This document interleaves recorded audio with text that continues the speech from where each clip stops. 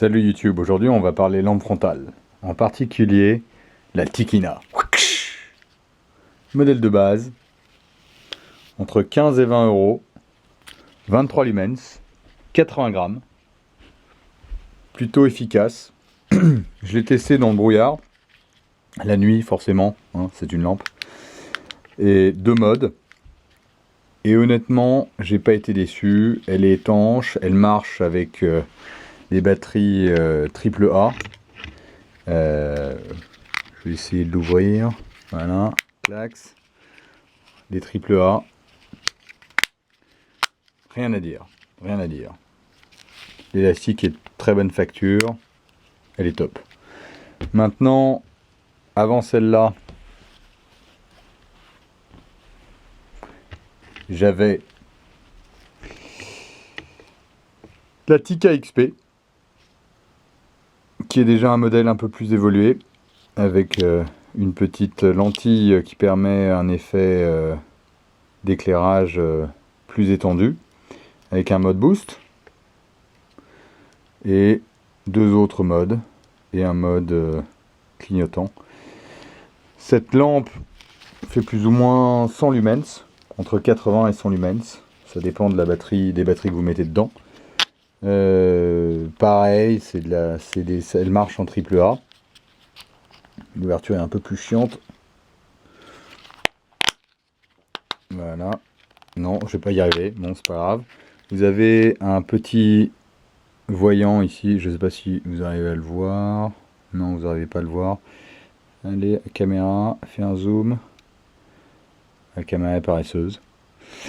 Ce petit voyant, quand il clignote, vos batteries sont faibles. Donc, vous pouvez prendre en conséquence une décision de les changer.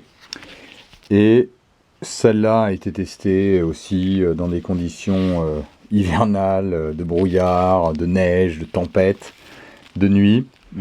J'en étais très satisfait.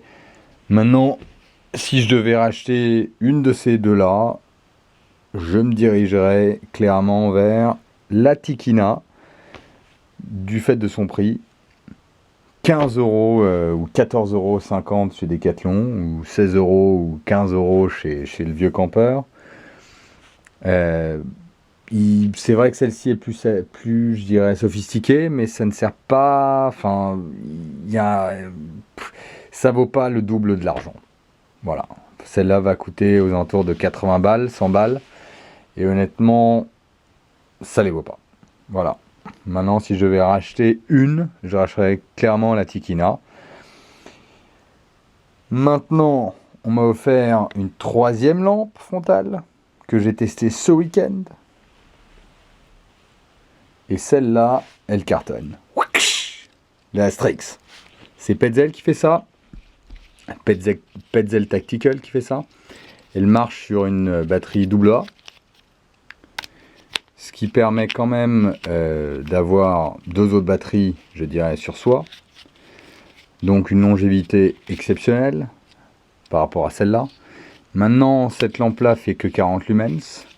Mais, comme je vous l'ai dit, entre 23 et plus ou moins 100, j'ai pas trouvé que ça fasse une différence énorme. Et donc 40, qui se situe entre les deux, marche aussi bien. Donc voilà. Et par contre, celle-ci a plein de modes incroyables. Un mode vert. Après, si on maintient la molette vers l'arrière, elle se met à clignoter. Bon, théoriquement, voilà. Et là, on peut la mettre en mode rouge, en mode bleu, ou en mode vert, encore une fois, que je trouve le plus discret dans la nuit, on va dire. Après, voilà, vous avez bloqué la molette. Vous avez un mode éteindre. Vous avez mode allumé vert. Vous passez avec cette mini diode qui fait 0,40 lumens. Donc ça vous fournit de la lumière pendant des siècles, littéralement. Après, vous avez un mode normal. Et après, vous avez le mode boost. Et les autres avantages de cette lampe, c'est qu'on peut la détacher extrêmement facilement de son support. Voilà. Le support d'ailleurs qu'on peut ouvrir par rapport aux deux autres. Et ce support a en plus un clips. ce qui permet de la fixer par exemple sur une veste, comme ceci, en l'inclinant. Voilà. Ou on peut s'en servir en lampe de poche, classique. Je vais y arriver. Que dire de plus? Elle est extrêmement versatile, extrêmement légère. Maintenant, ça c'est le modèle de base. Il y a un modèle qui est avec une option infrarouge.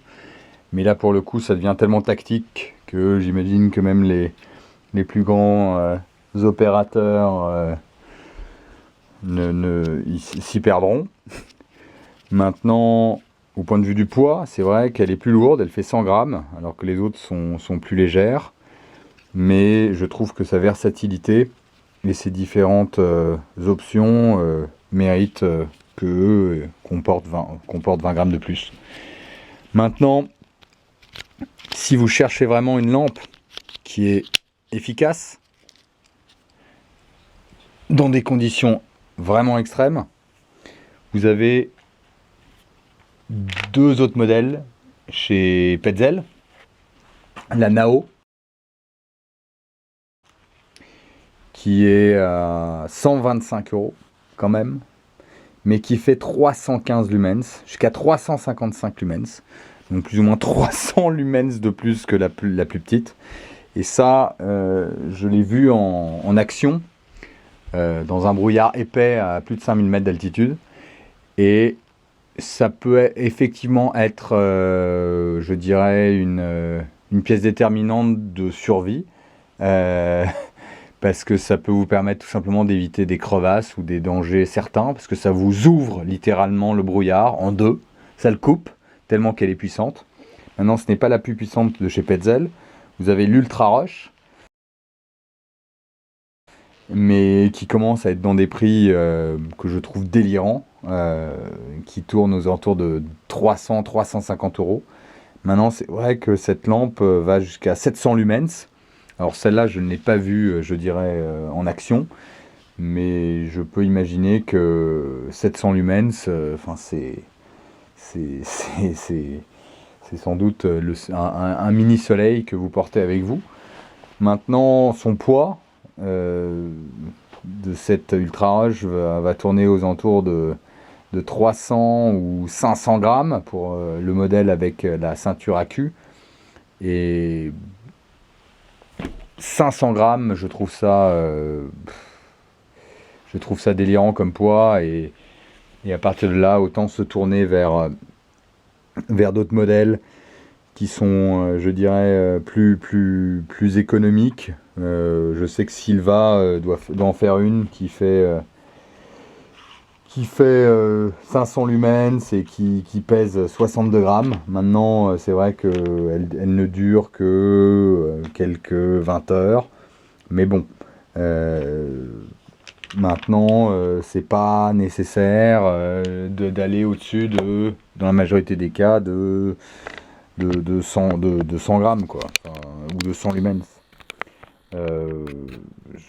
Donc à partir de là, si j'étais vous, à moins que vous utilisiez des lampes frontales dans des conditions extrêmes, avec du brouillard extrêmement épais, et que vous avez besoin d'intensité énorme, achetez soit la Strix, parce qu'elle est ultra versatile, mais un peu chère, ou sinon rabattez-vous tout simplement sur le modèle de base, qui est très très bien.